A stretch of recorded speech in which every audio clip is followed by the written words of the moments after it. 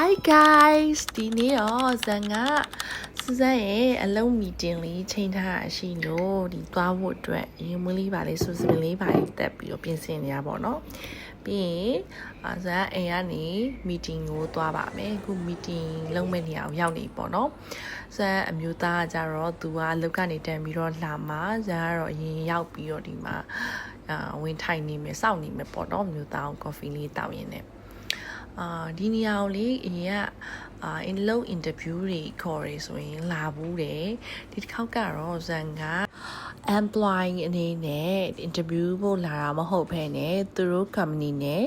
ဇန်နဲ့ business partner အနေနဲ့လာခဲ့ရပါတော့ကဲအခုတော့ meeting လုံးမဲ့အထက်ကိုရောက်ပါပြီကိုစူဇန်မျိုးသားရောက်ပြီဆိုတော့သူတို့ coffee ဝယ်ပေးထားတာလေသူတောက်နေတယ် meeting စ join ပြီပေါ့နော်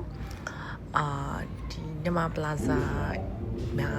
ဇန်ရဲ့ project လေးလုပ်မယ်နေရာလေးပေါ့နော်ဒီနေရာလေးပြီးသွားပြီဆိုတော့ဇန်တို့မန်ဘူကူမှာညစာလေးစပြီးတော့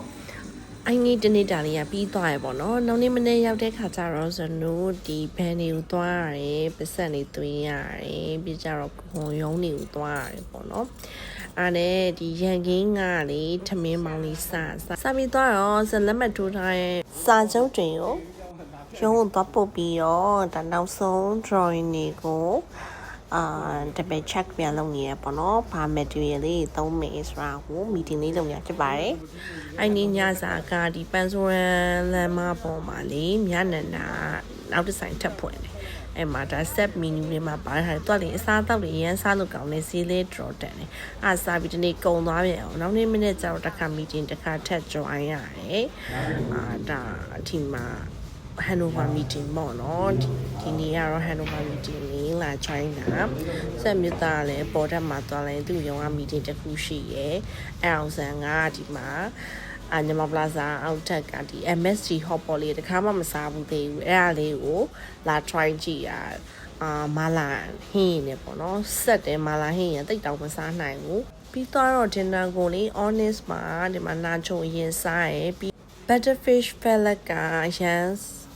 နူးဤပြီးတော့ကွာအိမ်မှာဆိုရိုးငထန်အောင်မစားချင်ဒီက butterfish fillet ကိုကြောက်ရမ်းကြိုက်တယ်ဟာလေးစားချင်လို့ရှောက်လာတာပြီးတော့စက်မြူသားကြတော့ the beef roll စားတယ်ပုံမှန်ဒီကsteak ကြီးစားနေကြဖြစ်တော့စားနေကြမဟုတ်တဟာလေးလိုက်ရှာပြီးစားတာပေါ့နော်အပြီးတော့ brownie လေးနဲ့ ice cream လေးနဲ့စားပြီးတော့ဒါ